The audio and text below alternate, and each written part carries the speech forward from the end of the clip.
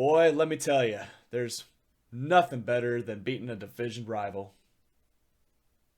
Yeah, I mean, not just only beating them, but sweeping them. That's such a just nice, great feeling. You know what I mean? yeah. Yeah. But hey, at least you got the Colts next.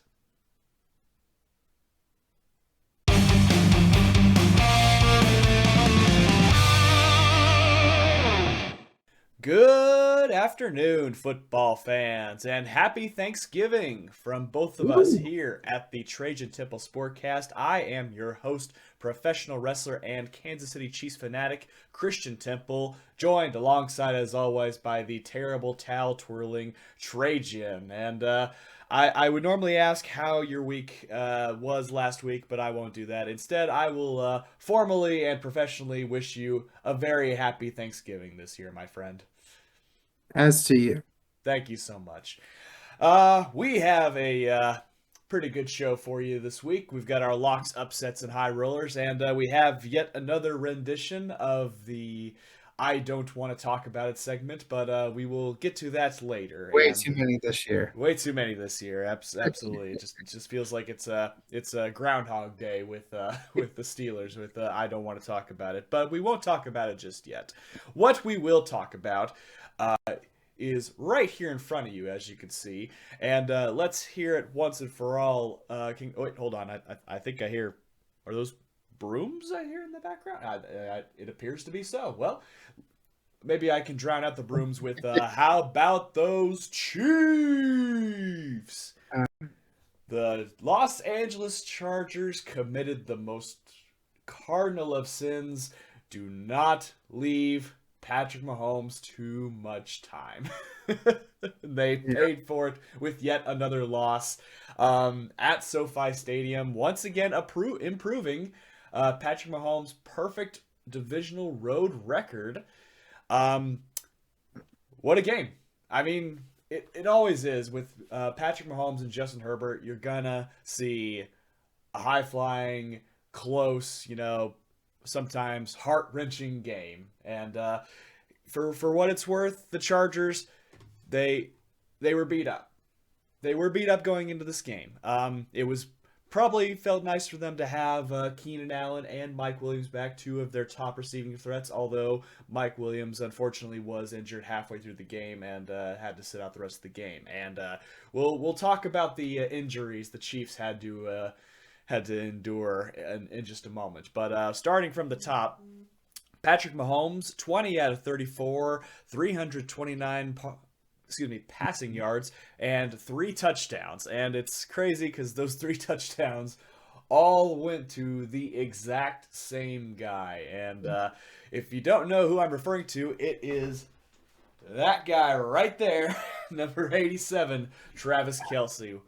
Only six receptions total in that game. 115 yards, which does put him over the top past Rob Gronkowski for the record of tight ends with most 100-yard receiving games at 33. And yep, three touchdowns, which come on, Chargers defense, no Juju, no Mecole. I mean, you had to have known he was gonna throw it to Kelsey eventually, right? Oh my gosh. What gets me is, that's their guy. He kills you every year. Every year. Double coverage that guy. Let someone else beat you. Don't let it be Kelsey, because that's the guy who fires everything up. He truly does. And you know what? It may not have been double team coverage, but they did put their best guy on him, which was Derwin James for sure. And there Yeah. was a nice lack of body slamming going on in this game, so I'm very happy about that. But yes, Travis Kelsey indeed the leading receiver for the team, ending up with 115 yards total, his longest of 34, which was one of the ones that did turn into a touchdown. Justin Watson had himself a pretty decent game as in a Chiefs uniform, three receptions for 67 yards. Sky Moore Another receiver finally stepping up to the plate. He made some key catches. Some of those 5 catches he made were for key first downs. Jody Fortson had a long 40-yard completion that got them into scoring range. Marquez Valdez Scantling had a key third down catch on the game-winning drive to take the lead. Kadarius Toney, unfortunately, he was one of the players that was injured during this game, as well as Clyde Edwards-Helaire. And it was announced earlier today that Clyde Edwards-Helaire was being put on the injured reserve list. He will be joining Mecole Hardman on that list. But I will have to say, I think we'll be in pretty good hands because of this man that I'm about to bring up, Isaiah Pacheco. His first 100-yard rushing game. Hmm. Didn't result in any touchdowns, but still, the way we were feeding him the ball and the moves he was making too, I'm pretty excited for the future we have with him and with the veteran leadership of Jerick McKinnon and on third downs and receiving. Re- being more of a receiving back than definitely a running back, it seems like too. We've got a pretty passable backfield, I would say. Yeah. Going on down to the defense here, we had some sacks. Chris Jones with 2 sacks, and a surprising name that doesn't get called a whole lot for the Chiefs, Mike Dana, had 2 sacks in this game, and I couldn't believe it. I almost forgot for a second. Wait, who's number 51? Hey, It's Mike Dana. Mike Dana. That's right. Okay. I completely forgot he was still on the team and everything, but good yeah. on him. Um, Also, the game sealing interception goes to Nick Bolton, who not only had the game sealing interception, he also had a forced fumble, and he was the only defender this week with double-digit number of tackles, 10 total tackles for Nick Bolton. He was all over the place, and I'll just wave off the two 15-yard penalties that he he cost the defense. But you know what? It is what it is. He didn't let that get to him. He just showed up, did what he was supposed to, and ultimately was rewarded with the game sealing interception. So. Kudos to him, and kudos to Harrison Butker. He was perfect this week. No missed field goals, so maybe the internet will stop complaining whenever he misses a field goal for at least one more week. He was 3 for 3, as long for 52 yards. But yeah, a solid team win for Kansas City, who now have a pretty firm hold on the AFC West. It seems like now. I'd say. But you know who the true winners are this week? Who's that? Travis Kelsey fantasy holders. Very true. Because Very true. boy, did he come through for them. Absolutely, he did. And that I can't speak for one in my own family. My dad has Travis You know? Kelsey on his team, and yes, he did come in clutch for him, and hasn't quite locked up a playoff spot for my dad in his league yet, but he is getting pretty close. But speaking of someone who does have a playoff spot locked up in their fantasy, as well as the first round bye locked up, you're looking at him right here. Sitting pretty at 11-0, and we'll get to I don't want to talk about it here in just a second, but someone else in your family that probably doesn't want to talk about it. Let's talk about your brother a little bit here. He had some interesting comments before our matchup this week in fantasy. You care to elaborate a little bit on Yeah. there? So I get a call from him. He's like, dude, I think I'm gonna be able I think I have a chance to take out Josh this week. Yeah? He's like, yeah, I think I can. Oh, Uh 58 points to your what was it? one 116? 126. 126. Yep, I So more will. than I will make sure that I have a screenshot popped up on here so that everyone can see exactly what I was going up against. And I just can't believe that he thought he had a chance. He had 4 Steelers on his team. not even the Star Steelers. Not even the stars. There was I don't even know Sims' first name. Sims was Yeah. his flex, and then Warren was one of his running backs. You had Pittsburgh's defense against Joe Burrow and Jamar Chase and Joe Mixon. Yeah. Uh, I mean, if the game stopped at the second half for the defense, he might have been good. Maybe, Maybe so, but that was that was pretty funny when you told me that. I, like I said, as you'll see what I'm talking about. You've already seen what I'm talking about. How my players did compared to pretty Oh much my half the Steelers roster that he had up against me this week. Yeah, the other was a backup kicker too. It wasn't even Boswell. It was Matt Wright, God. and he was the highest scoring Steeler player on his fantasy team. Yep. It Oh, was not a good pickup for him. yeah. Well, that was your brother's edition of I Don't Want to Talk About It, but I suppose now it is time to move on to your edition of I Don't Want to Talk About It as Trajan removes the glasses here. Um, I believe now is the time. The floor is yours. The floor is definitely mine. So, start out with the positives of this week. We know what it's like to score 30 points now. Who knew? That's a good point. That is a good point. Um, we had the lead going into the half. Hmm. Fortunately, things don't stop at the half. Our offense, I mean, we got the field goal right at the end of the half. We got the ball on the next side. So we get that, that classic double up feel. Uh, three and out. Hmm. Yeah, and there was just a lot of that. It's like a completely different team going from the first half to the second half. They could have made adjustments. I don't know what happened there. We just did not execute, and a lot of penalties that got us behind the ball, which is not good. We're not going to win like that. Um, Joe Burrow had a good day on us. I mean, we picked him off 2 times, but 4 touchdowns, 355 yards. Kenny Pickett, he didn't do anything to lose us the game. I mean, 265 yards, 1 touchdown to my man Pickens. Unlike my brother, my fantasy team has a heavy amount of Steelers, but it's Najee, it's Pickens, and Fryer. It's the correct Steelers. Yeah, it's the Steelers that are getting the ball. Um, Najee had another solid game. 2 touchdowns, 90 yards rushing, 20 carries. I mean, we had both the longest run of the season and longest touchdown run of the season Hmm. and the longest pass of the season. Yep. Yeah. There So you go. we had that. Pickens, he went off. 1 touchdown, 4 receptions, 83 yards. You said one touchdown for Pickens. There was another He had one the there that opportunity. I could hear your heart drop to your stomach from where I It's was like at.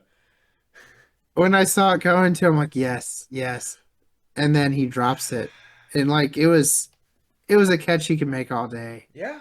I know he's beating himself up about it, but oh my goodness. TJ Watt, he had himself a game. He made an amazing interception. Yes. Right at the line of scrimmage, jumped up. Don't know how this guy caught it. Um, Levi Wallace, he came in clutch on us too. He got an interception. It's just we couldn't stop him. And what's sad about it is they did not even have Chase. He was out. Oh my God! I didn't even realize that Jamar Chase was he out. was out. Oh, I didn't even notice that honestly while watching it. So, So Higgins just he went all over us. ah, Um, Mixon, he went out of the game early too. mm, So a guy by the name Perrine comes in and we just say, hey, how about you just rush all over us, get mm. touchdowns? It wasn't all over us, I guess I should say, but It probably felt like it. it felt like it. He got 3 touchdowns on the day. Mm-hmm. All of those were receiving touchdowns. Mm. But yeah, it was just rough. Um, it felt like a game that we should have won, but we lost. Yeah. Um, Correct me if I'm wrong. This was the game that was flipped to after the during the Vikings Cowboys debacle. Is that right? Yes, Okay. I Well, then think so. you have someone to blame. Then it's all Minnesota's fault because It's then all all the eyeballs started watching the Steelers, yeah. and then the pressure really started to build up, and then they crumbled underneath it. Unfortunately. People got to see that we're doing something, and then we're like, "Whoa, hold on." I think one of my favorite Facebook comments of the week was Matt Canada saw he was making too good of play calls in the first half and decided to change that. It's Oh just man. I'm not going to put the blame on him. A lot of it was execution. Which you Um, are much in favor of for Matt Canada. yeah, yeah, yeah. So I just it's it's one of those games that would have been nice to sweep our division foe in a losing season, but we split them. We got it at their home. They got it at our home. We made it competitive. It's not like it was 37-14. No. We were right there till the end. It's just unfortunate. They made the gap just a little bit too large to overcome at the end, even with a late touchdown to keep it respectful. And unfortunately, the onside kick did not go the Steelers' way, and definitely did not go George Pickens' way after the fact. But that was a really quick decision to excommunicate and disqualify him from the game. Or I mean, he just I don't know what happened there. Maybe in the scuffle he hit a ref or something. I don't know. Contact to the helmet, you never know who. Yeah, So but when the camera's not on, it's kind of hard to see it. So, but yep, yeah, that was the case. Well, as we mentioned earlier, a good chance to bounce back against the newly Jeff Saturday led Indianapolis Colts on prime time Monday Night Football. So we will definitely be keeping our eyes posted on that, and we may be watching that at our local favorite football joint at Side Pocket. So we'll keep tabs on that too. We may have some clips from that locale for Trajan's reaction to certain things. You never know. We'll see what God, we I come. hope they're all good. We'll see what we can come up with here too. Well, it's not all doom and gloom for you this week, Trajan, because even though the Steelers did lose, you actually did something good this week. You actually scored more points than me in locks, upsets, and high rollers. As you Um, can all see right now, ba-bam, he is not down by double digits anymore. He is making the comeback. There's still time left. We shall see if there's some fight left in Trajan here. the comeback is brewing. I'm stirring that pot. Absolutely. 15-6 right now. I've got still a healthy lead, but a lot can change between now and then. So let's start with your lock. It worked out pretty well for you last week, so let's see if we can keep the streak going here. All right, Buffalo will take out Detroit. That's my lock. Pretty safe bet there, I'd imagine too. Because Buffalo, they they made it into enemy territory last week. They know all the nuances of the stadium now, and now they're taking on they were house gets, but now they're trying to take over that house. They're trying to run Oh, the yeah. owners out of their own building here. Those dastardly devils, those Buffalo On Bills. Thanksgiving, On nonetheless. Thanksgiving, nonetheless, they invite him over to their house, and on Thanksgiving they're gonna kick him out. No, that's a really solid pick. I mean, Detroit. Um, starting to find their groove a little bit. Maybe some folks think, and Josh Better Allen, record than the Steelers. yeah, better record than the Steelers. Absolutely, second place in the NFC North. Yep. Um, Josh Allen still kind of nursing that arm a little bit too, but he looked like he was able to find his footing a little bit last week. So, we shall see what happens on Thanksgiving, but yep, I would say that's a pretty safe bet. I'll be going with another Thanksgiving game. I'm going to go Dallas over the New York Giants. The Giants Ooh. falling victim to the aforementioned Detroit team, and Dallas just absolutely opening up a whole extra large can of whoop Oh, ass on the Minnesota Vikings. That was just I ouch. can't remember the last time I've seen a game switched over in the third quarter. That's how bad it got. It was the third quarter when they switched to you guys. That was pretty bad. But who knows? Maybe the Giants. The league is weird. You think one thing's gonna happen, and then the total opposite happens, and maybe the Giants just wake up and absolutely just blow right through that vaunted Dallas defense. I don't foresee it happening, but weirder things have happened. I mean, last week could have been a trap game. It could have been absolutely. Who are we looking at our upset this week? So I'm not going so safe on an upset this week. Oh, we're going dangerous. I'm going dangerous. I'm going Green Bay over Philly. Oh, okay. You know what? I might be able to see that because Philly is kind of on a slippery slope right now. They're not looking as dominant. Not looking as dominant. Colts pretty much had that game right until into the 2-minute warning there. Mm-hmm. So maybe Aaron Rodgers, he's pissed off enough. Maybe they get something going. It could very well happen. But speaking of the NFC North, my upset, I'm going with the Chicago Bears over the New York Jets. And this may be an upset in in rankings only, but Justin Fields is starting to come alive, starting to score some points. And the Jets are no longer with Zach Wilson. They're going to try Mike White. So hopefully the Bears can strike while the iron is hot and bring home an upset victory for me. That Jets defense, though, man, it's for real. It is for real. All right. So my high rollers, and this is the one that honestly gets me every week. Besides every other. I feel like I should almost lose a point because my high roller was the absolute worst scoring game in the history of scoring games. Only if the Patriots didn't score that punt return at the end. All of their every single point came from special teams that game. That's the crazy thing. There was no offense and no defensive score. It was all special teams that whole game. and the funny thing is Zach Wilson, he gets a lot of blame there, but Mac Jones, I mean, the only thing that bailed him out was the special teams on that one. Mm-hmm. Yep. He did not look good either. Nope. So I am going to go with the Raiders and the Seahawks. Bold. Just kind of bold, but I mean, Raiders, they do have offensive firepower. Seahawks, they've been putting up some points. Maybe they're the ones that do it this week. I don't know. Could be. Of course, the high scoring games could easily be a 35-32 game or something like that. You don't necessarily have to get to 40 points to be the high scoring game anymore. It seems like.